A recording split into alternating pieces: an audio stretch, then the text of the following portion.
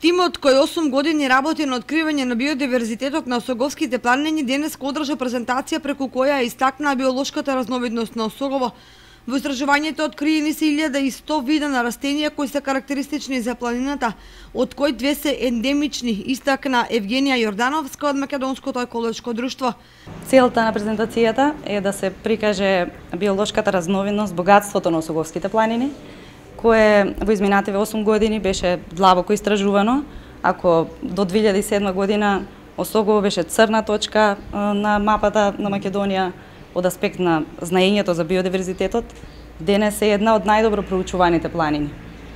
Например, за пајаците е една од најдобро проучените планини всушност и на Балканот, каде се и со најголем број на податоци. Над 500 видови на пајаци се откриени, се идентификувани на Осоговските планини.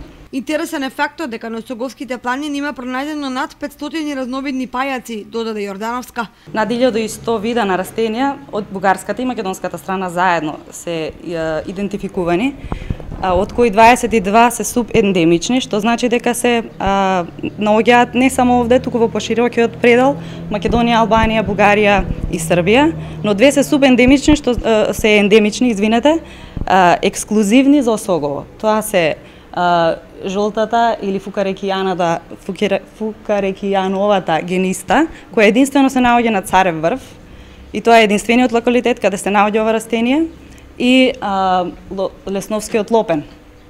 Тие се единствени за Осогово. И нели има такви многу податоци за различните растенија, животни, организми. А за во иднина Македонското еколошко друштво ќе бара продолжение на овој доста значаен проект.